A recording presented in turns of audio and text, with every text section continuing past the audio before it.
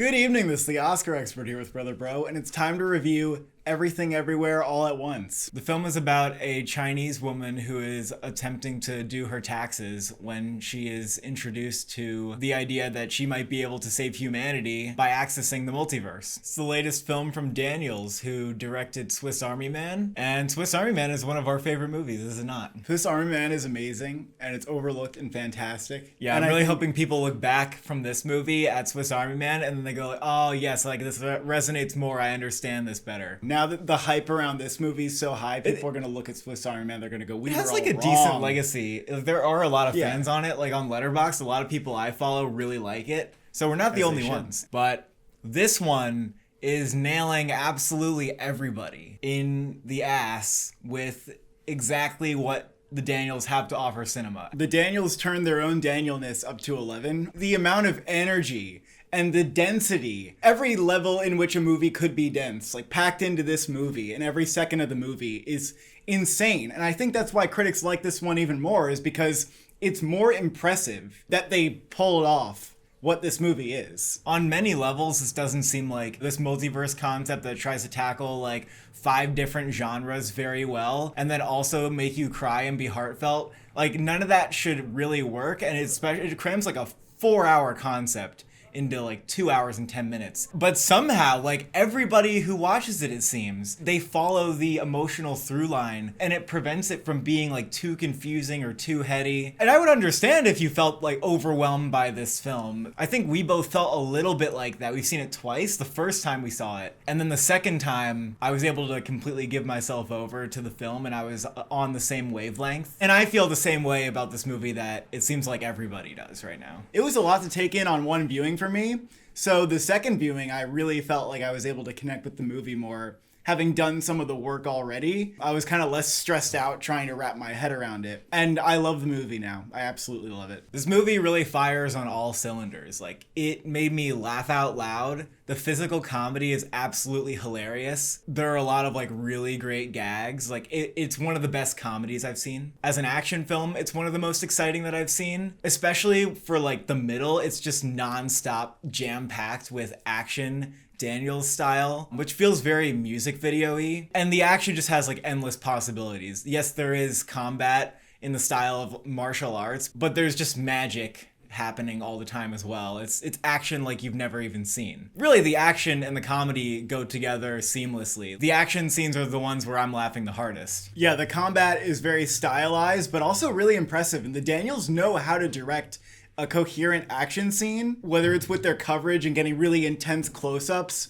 or whether it's allowing us to see some of the choreography play out over a longer take. Not like a crazy long take, but it definitely doesn't do any sort of rapid cutting annoying shit. It actually cuts very fast, but you don't feel like it's cheating you out of moments. That's the thing. Every cut feels very deliberate and necessary, and you can also see exactly what's happening. And I think for both the reasons that it is an action film and that it's a comedy, you have to see this on the big screen. I would really recommend that. Also, it's just a movie where being in the theater, being in a place where you are more dedicated to the experience is going to help, because there's a lot to take in. It's also important because you really want to be there with an audience. Like, I'm telling you, you have to see this in the theater, and you should try to see it with the biggest audience you can, because people are going to be howling throughout. Like, it's one of the most fun movies I've ever seen. It's so imaginative. Like, every second is an opportunity for Daniels to reach into their creative toolkit and just pull out something completely random and silly and fun. And I love how unapologetic Daniels are about the silliness or the raunchiness or humor that some might consider like lowbrow, even though I think it is smart. You might not think that some of these gags belong in a movie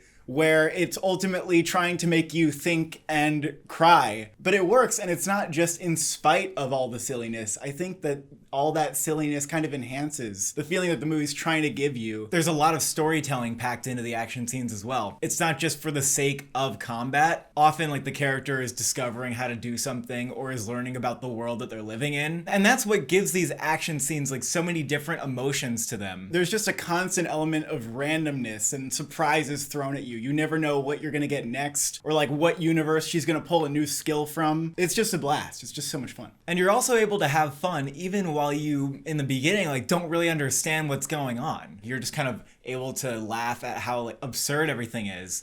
And then you actually feel like it starts to make sense and you actually get enveloped in the world on an intellectual level. And I think it's just a testament to their writing that they're able to take you through this very odd and complex world and make you understand it. Because they don't forget about the core story of the mother and daughter who exist as mediocre, ordinary people living in a laundromat just trying to get by. For all the movies, grandeur and aspirations, all the genre rides and trips that they want to take you on, they ultimately come back to that story. I found the familial connections in the film to be actually really moving, especially Michelle Yeoh with her daughter and the sort of generational trauma that they're sharing. And also the connection between Michelle Yeoh and her husband. There was something really sweet in there about needing other people to kind of help you out and aid you along your own journey. I would say I was slightly disappointed that the message is sort of given away in the trailer, but on a second viewing, I found there to be a lot to appreciate about the way that the message was built up. The movie's trying to offer like an antidote to existential dread. And so I think for a lot of people, it can really move them or be a comforting reminder of how they can still find love and joy in life despite the measliness of your own existence. And we have great performances in this film that help it feel grounded with that emotional core. Michelle Yeoh's performance is great. She's just so believable as this resentful, perpetually dissatisfied mother. And she is delivering in every moment, whether it's just a reaction shot in an action scene. She's never just kind of standing there and looking around. Like, she is always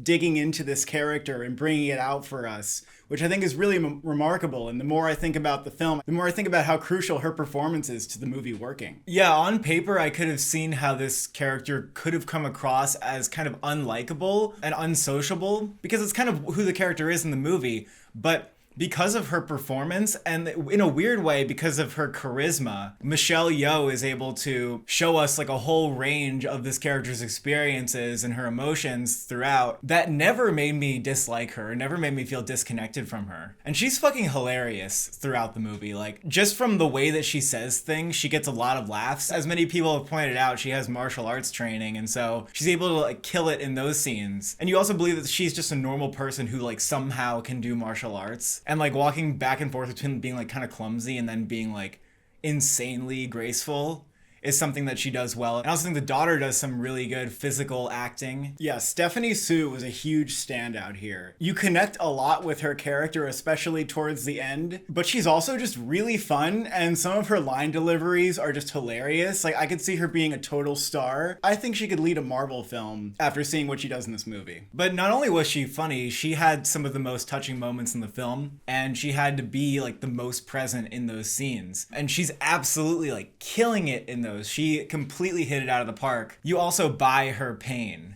and where she's coming from. And Ke Huy Quan as Michelle Yeoh's husband Wayman. His character is really endearing by the end, and the way that he switches back and forth between being possessed by like the Wayman from another universe and being the one in the original universe is really amusing too. I was also really happy with the role Jamie Lee Curtis was given here as the IRS agent, and I thought she just played like that curmudgeon-y IRS lady perfectly. And she really had me laughing in some of her scenes. I also want to talk about the sound. I have not seen a film use sound to this degree in a long time. I mean, it's almost similar to the way that like Dune uses sound to make sure that you're going through every single moment with the characters, because every 5 seconds is like its own journey and its own beat in this movie. The sound and the score work together to take you through that, and the film would just be completely different if they didn't make all of the musical and sound choices that they do. Those choices are also emphasizing basically what the Daniels are doing as directors, where they are able to shift tones and exaggerate different beats of the story, which kind of helps you take in all the different layers and all the different information. Like, they'll cut from doing over the shoulders to straight on shots to sort of emphasize a moment, or they'll do like some kind of swirling camera movement. The entire movie is some kind of circus act. I don't know if it's like a high wire juggling thing or chainsaws or riding on an elephant. For them to pull it all off is really astounding, and especially the editing. You know, we talked about how fast-paced it is and how it's able to juggle, you know, different tones and different styles, but also towards the end of the movie, we get what I would say is a very consistent emotional through line